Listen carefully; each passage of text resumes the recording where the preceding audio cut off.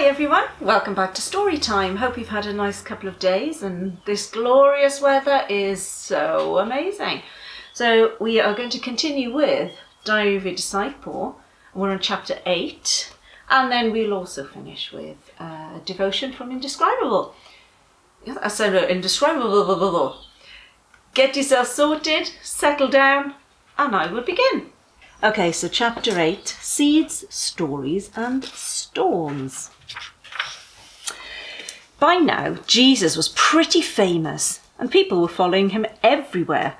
They'd travel from miles and miles away, on foot too. Imagine the smell, ew, just to get a glimpse of him. One day, he sat down to tell them a story. A farmer went out to scatter some seeds. He threw them far and wide. They went everywhere. Some landed on a path and gave the birds a tasty snack. Some landed on rocky ground and then died because they couldn't get any water. Some landed among nasty prickly weeds that strangled the seeds to death as they grew. But some landed on lovely brown soil and grew up to be tall and strong. The people who were listening didn't understand what Jesus was talking about. They were quite confused. What do you think he was saying? So then Jesus said, the seeds are like the things that God says. Sometimes people hear what God says, but then the devil comes along and makes them forget or stops them believing. Sometimes people hear what God says and they like it, but they don't let it make a difference in their lives. And if things get difficult for them, they don't listen to God anymore. Sometimes people hear what God says and they want to believe it, but they're too worried about money, happiness and fame, so there's no space left for God in their lives. But sometimes people hear what God says and live their lives by it.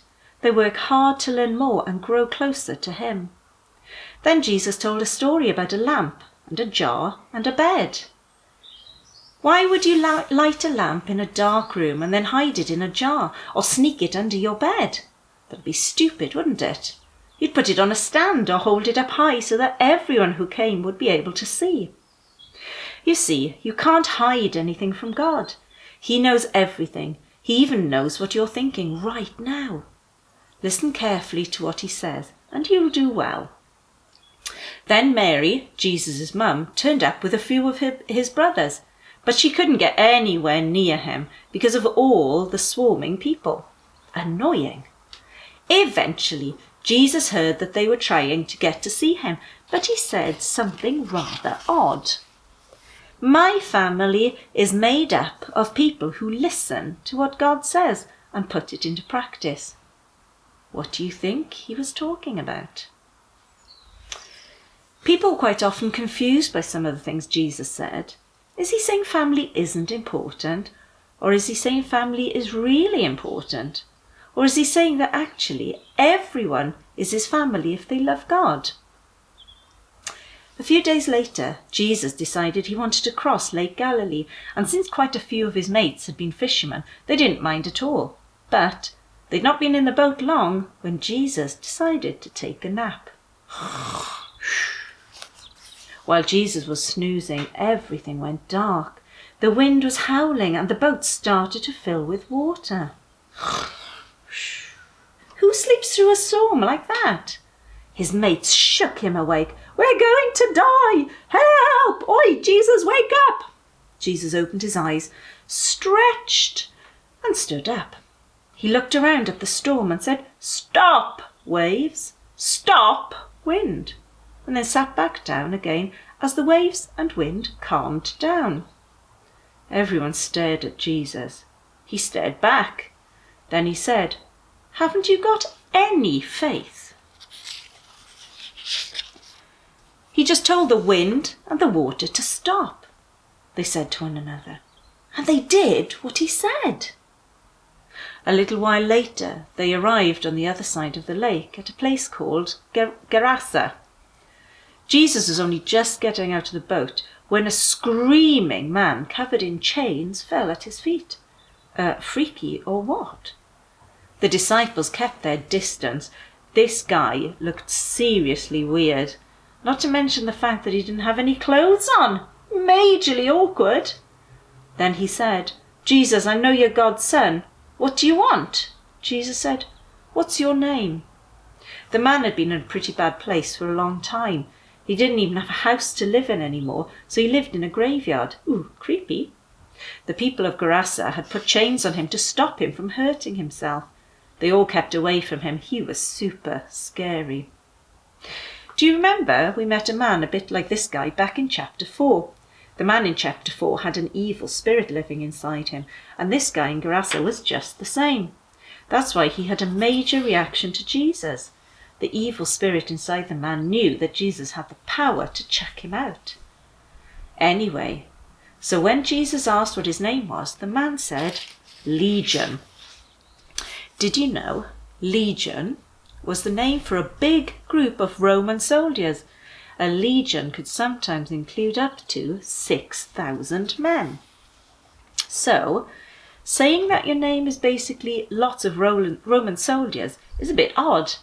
But if you think about it, it kind of makes sense. There wasn't just one evil spirit living in him, but lots and lots and lots.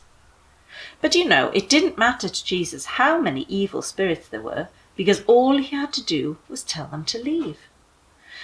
Just before Jesus told the legion to go, they spoke to him. "Please don't send us to where we'll be punished," they said. "Send us into those pigs over there instead." And strangely enough, that's exactly what Jesus did. The pigs suddenly rushed down the hill and ran straight into the lake and drowned. So why didn't Jesus just get rid of the demons and leave the pigs alone? Well, the short answer is he knew it wasn't the right time yet.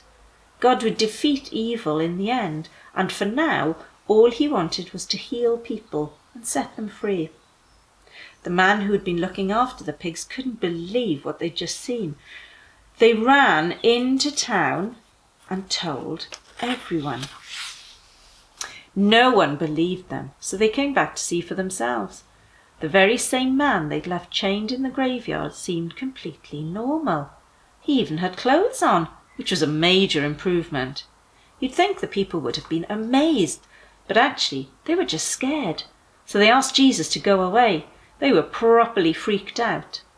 As Jesus and his mates climbed back into their boat, they heard, "Jesus, Jesus, wait for me, I'm coming with you." It was the man who'd just been healed, splashing his way through the water, trying to climb into the boat. "No, you're not," smiled Jesus.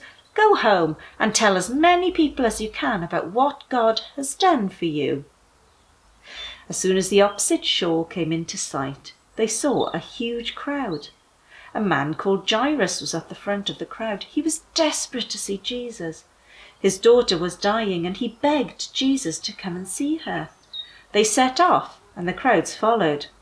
One of the women in the crowd had been ill for 12 years. She'd spent all her money and tried every idea, but she just kept on bleeding. It was horrible. Jesus was her last resort. She'd heard he could do amazing things, and she believed he could do amazing things for her. She pushed and pushed her way through the crowd and just managed to touch the edge of Jesus' clothes with the tip of her finger. Even though everyone was pushing and shoving all around him, Jesus knew that someone had touched his clothes. He stopped suddenly and said, "Who touched me?"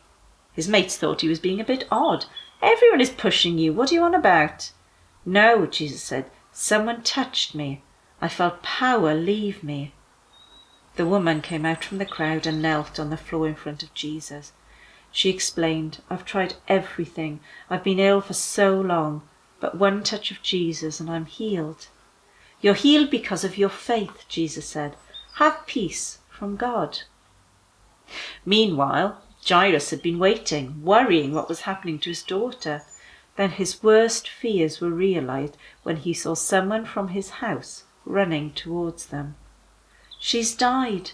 She's gone. Don't bother him anymore." But Jesus said, "Don't worry, Jairus. It's okay.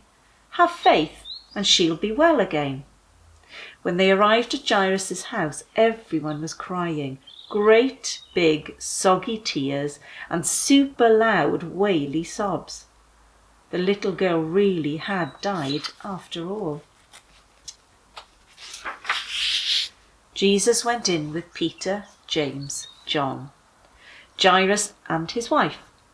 "She's not dead, she's just asleep," Jesus said. Everyone laughed at Jesus. They must have thought he was a little bit stupid. Duh, clearly she was very dead. But then Jesus held the little girl's hand and said, "Get up." And right before their eyes she stood up, alive and well. Everyone stared. They were speechless. Jesus looked around at them and smiled. "Give us some food," he said, "and don't tell anyone what has happened here today." Hasn't he done that before, telling people not to say what has happened? I'm sure he must have a really good reason for it. Perhaps we'll find out in a bit. Okay, so a devotional from our Indescribable book, and today is called A Miracle. Yep, that's you. So God created human beings in his image. In the image of God, he created them. He created them male and female. And that's Genesis 1, verse 27. Did you know you are a miracle? It's true. You are a crazy, amazing miracle. Even though you are so tiny compared to the vastness of this universe, you are created in the image of God. That's right, the God who breathes out fiery, ferocious stars and hangs them in the sky is the same one who crafted and created you. You are fearfully made in an amazing and wonderful way. And that's Psalm 139, verse 14. You began in your mother's womb when God created a unique, never-before-seen guide for how he'd build you. Think of it like a blueprint, which is the guide builders use to construct a new building. Your blueprint is called DNA, deoxyribonucleic acid, and it contains all the information for how you look and function, from the colour of your eyes and hair to the shape of your toenails. Your DNA describes exactly how God wanted you to be, and there's never been and never will be another DNA code or blueprint like it. In all the history and future of the human race, there's only one you. Scientists have figured out that God's DNA code for you is 3 billion characters long. A character is like a single letter or a number. And this DNA code is planted inside each cell of your body, so all the cells function and grow according to the same master plan. Your body has 37.2 trillion cells, and they each follow God's grand design to make you exactly into who he planned you to be before you were even born. Your hair, your eyes, and your smile are all exactly as God designed them to be. An amazing and wonderfully designed miracle called you. Be amazed. Your DNA code is so long that if the DNA from just one cell was stretched out, it would be 6 feet long.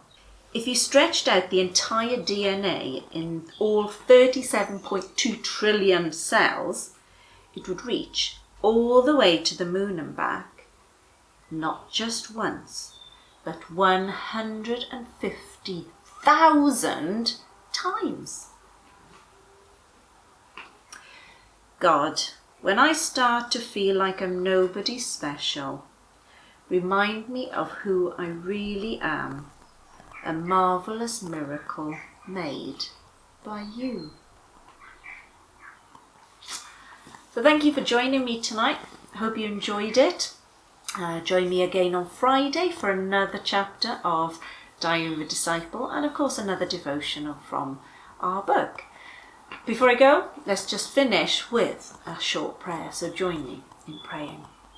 Dear God, we thank you for this time together. Thank you for hearing about all those amazing things that Jesus did.